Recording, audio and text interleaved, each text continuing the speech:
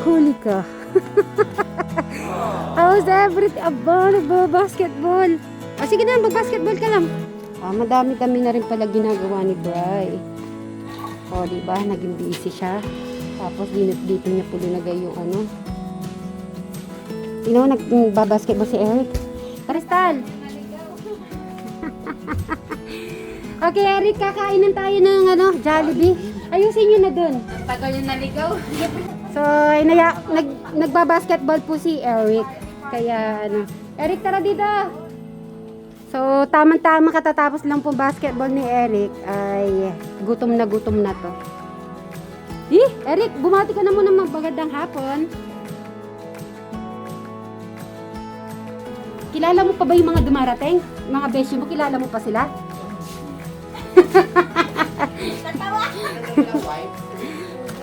Oo, nakakamiss din yung kubo, no? Kailan pagkasama ko to, ginugos ako. Ano ginagawa niyo ba ni Eric? Eric, tara. Madaming nakamiss sa'yo.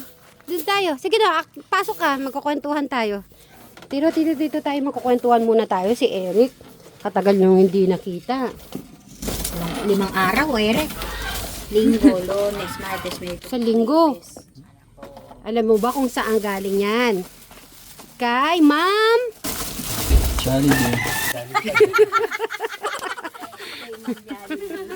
Kay Ma'am Gigi. Yan, kay Ma'am Gigi. Thank you so much. So what, Mang Gigi? Hindi lang to. Dahil syempre nagpadala siya ng ano yan, bumili tayo ng Jollibee, may pakwan, may spaghetti. May spaghetti din, Eric. Sabi po ni Eric, kumain na daw po siya. Yan naman doon, Eric. Kuya. Thank you for the food. Amen. In Jesus' name. Amen. Magyaya na kayo. Kain mo muna, St. Mary. Okay. O sige, kain na tayo.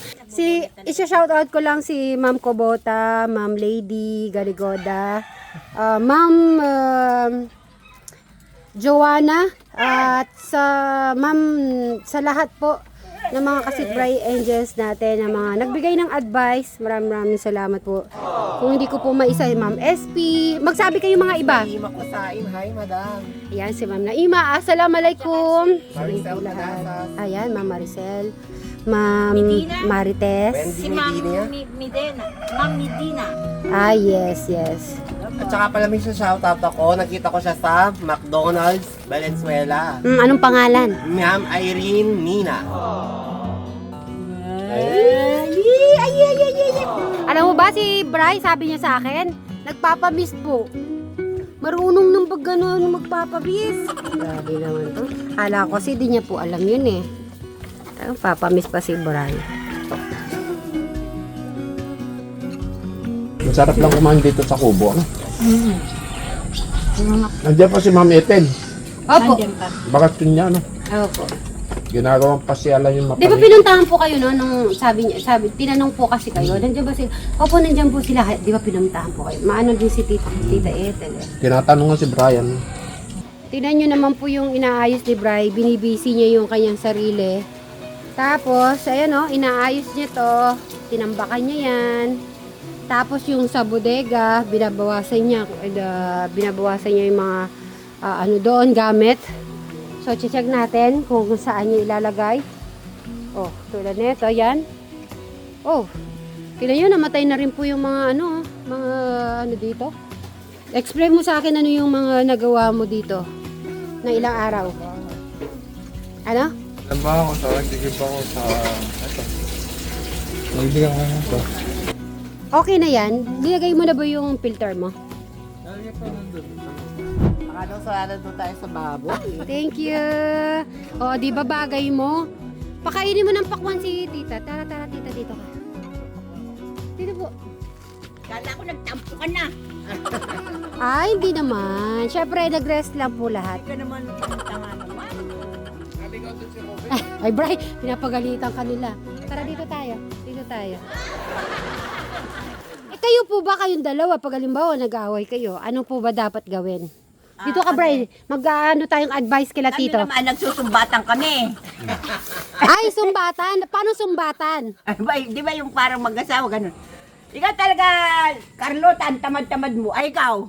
Sipag mo, nakatira ka na nga dito sa bahay ko. Ay, ganun po ba? Eh di, hindi po nasasaktan si Tito? Ay, hindi naman sanay na ako rin. Meron kang tagalaba. Meron kang tagasain.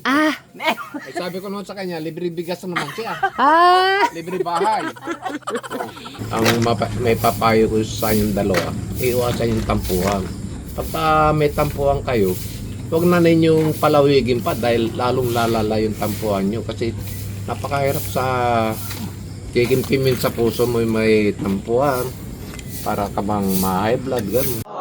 Napakasarap yung walang tampuhan, magkasama kayo. Nung kami dalawa nito, Apo. pag nagtampo, hindi kami nag-uusap.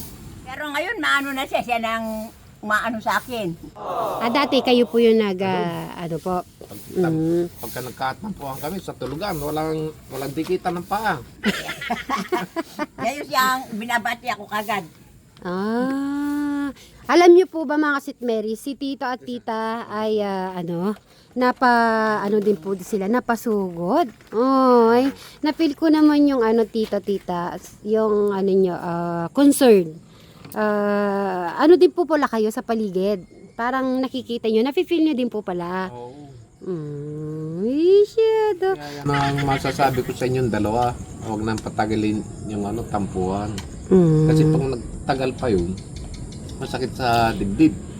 Gusto niya daw po magpa-miss. Para naman daw po maranasan niyang magpa-miss. Sabi ko si Brian nahiya yun. Opo, ay. Kasi ako naranasan ko rin yun. Erika, sarap naman pala dito. Dito, nag-stay ka ba dito? Paggabi? Ay no, ilaw dalawa. May ilaw ka naman. Maganda pala dito. Kaya lang malamig Lamig. Kaya lang, mapapayo ko, tulungan mo Eric ang sarili mo. Kasi kayo ang makakagawa ng nyo para ma-improve kayo. Hindi habang buhay, sama-sama kayo. Ganap ka na. Tita. Malaki na yung muscle niya dito. Mabata-bata nga. Kala mo, wala siyang muscle, ha? Parang pato Eric. Hindi naman payat yan, Malakas na nga siya. Kaya Eric, na niyang buhatin yung kalahating botong bigas. tingnan mo. Pag mayroon ka kasama dyan, masigla na yan. Mag-ano yun. Siyempre, yung magiging kapartner niya, aayusin yung paligid, magiging mas masaya, aayusin niya yung... Linis-linis ka lang dyan, Exercise mo na yun. Ayusin mo yung garden, yung bulak-bulak. Ay, naayos naman po niya. Naglilinis naman po Ako siya nga sa... pag yung halaman ko dun, natutuwa na ako kahit wala akong kausap. Ang dami mo nga pong halaman, Tita Lota. Iba-ibang kulay. Medyo titingin ako dun sa mga bulaklak. Nakaka-relax po kasi yung bulaklak Oo, po kasi talaga. sa araw yung mata. Maaliwalas. Kaya yung sabi ng mga doktor. Maaliwalas. Halaman.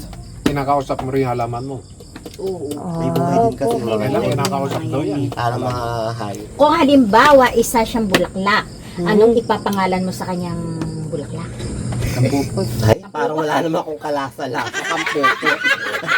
Actually, di ko alam yung Ano, kapo. tingnan mo siya sa Google. Rin niya, nakapopo. Sa dali.